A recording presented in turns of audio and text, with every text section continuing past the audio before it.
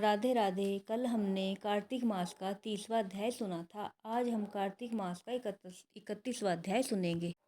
श्री कृष्णचंद्र जी ने कहा, पहले अवंती नामक पुरी में कर्म से रहित पापी दुरात्मा धनेश्वर नामक ब्राह्मण रहता था। वह रस, कंबल, चमड़ा आदि का व्यापारी था तथा झूठ सच बोलने वाला था। चोरी, वेश्या संगम, मगपान आदि किया करता था। इसी से उसका चित्त दुखी रहा करता था। क्रय विक्रय करता हुआ देश देशांतर में घूमता हुआ वह एक दिन महिष्मतीपुरी में गया। महिष नाम के राजा द्वारा बसाए जाने के कारण उस नगरी का नाम महिष्मती पड़ा, जिसके पास पापनाशिनी पुण्यकारिणी भगवती नर्मदा नदी बहती है। उस नदी के किनारे देश देशांतर से आए हुए कार्तिक व्रत करने वाले प्राणी कुछ दिन निवास करते थे।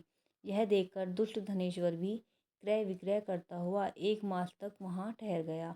वस्तुओं के बेचने के लिए नर्मदा नदी के तट पर घूमता हुआ वह देवताओं की सेवा जप तप में लगे हुए ब्राह्मणों को देखता था। कोई पुराण पढ़ रहा है, कोई उसको सुनने में लीन है, कोई नाचने गाने तथा बजाने में लगा है, कोई विष्णु भगवान का भजन सुन रहा है, कोई विष्णु मुद्रा में स्थित भगवत भजन में लीन है और कोई तुलसी की माला पहने है। जिसने जिधर ही देखा उधर ही यह कौतुक हो रहा था। यूं ही नित्य वहां घूमते हुए वैष्णवों का दर्शन, स्पर्श, वार्तालाप और विष्णु भगवान के नाम स्मरण के पुण्य को अर्जित करता हुआ 1 महीने तक वह इसी प्रकार रहकर कार्तिक व्रत की उद्यापन विधि तथा जागरण को देखता रहा।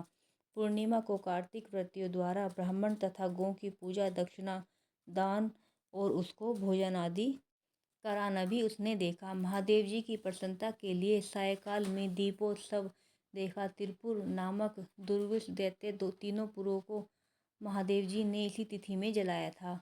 इसी कारण इस तिथि में शिव जी के श्रद्धालु परम उत्सव मनाते हैं। जो मनुष्य मुझ में और शंकर जी में अंतर मानता है, उसकी संपूर्ण पुण्य क्रिया निसंदेह निष्फल हो जाती है।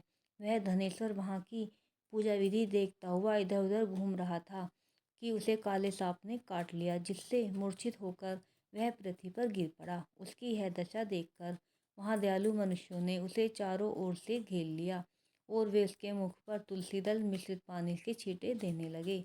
जब उसका प्राणांत हो गया तब यमदूत उसे बांधकर कोड़ों से मारते हुए यमपुरी को ले गए। उसे देखकर चित्रगुप्त ने यम से कहा कि इसने बाल्यकाल से लेकर आज तक बिल्कुल कुकर्म ही किया है।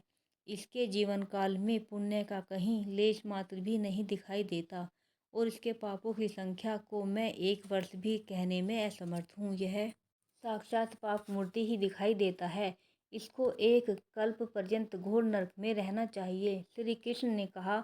यह सुनकर यमराज ने अति क्रोधित होकर ब्रज के समान कठोर वचन और कालाग्नि की भांति अपना विकराल रूप दिखाते हुए अपने अनुचरों को आज्ञा दी। यम ने कहा कि हे प्रेत सेनापतियों, इस दुष्ट पाप मूर्ति पर मुद्गरों का प्रहार करते हुए इसे कुंभीपाक नरक में ढकेल दो।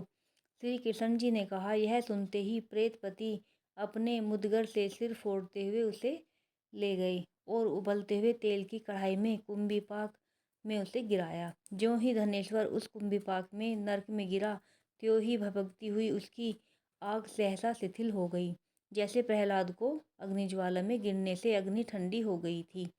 इस विचित्र घटना को देखकर प्रेतपतियों ने विस्मित होकर यमराज से सारा वृत्तांत कह सुनाया। यमराज भी उस आश्चर्य में वृत्तांत को सुनकर यह क्या है कहकर चकित हो गए और धनेश्वर को बुलाकर विचार करने लगे। उसी समय हंसते हुए नारद जी भी वहां आ पहुंचे। यमराज ने उनका सत्कार और पूजा की। तब उस धनेश्वर ब्राह्मण को देखकर नारद जी ने कहा कि हे अरुण नंदन यमराज, यह ब्राह्मण नरक भोगने के योग्य नहीं है, क्योंकि इसने अंत के समय में नरक यातना को नष्ट करने वाला कुछ सुकर्म इससे हो गया है। जो लोग पुण्यवान प्राणियों के दर्शन, उनसे स्पर्श तथा वार्तालाप करते हैं, उन्हें उनके सुकर्मों का 6ठा भाग प्राप्त होता है। एक मेले में कार्तिक व्रत करने वाले अनगिनत मनुष्यों के साथ इस धनेश्वर ब्राह्मण ने 1 महीना तक उनका साथ किया है। इससे यह उन लोगों के पुण्य भाग का अधिकारी है।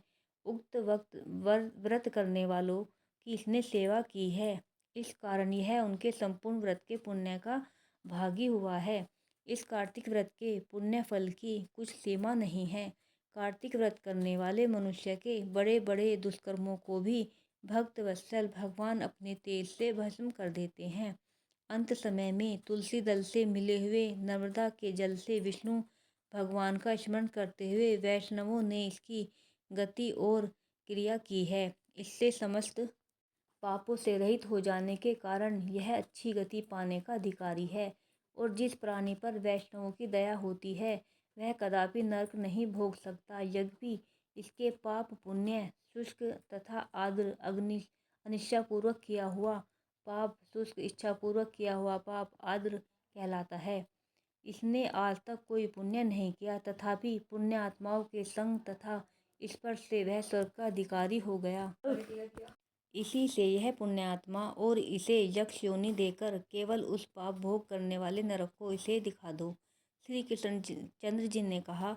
जब ऐसा कहकर नारद जी चले गए तब नारद जी के कहने से उसे पुण्यात्मा समझते हुए यमराज ने संपूर्ण नरकों को दिखाने के लिए दूतों को नियुक्त किया। राधे राधे।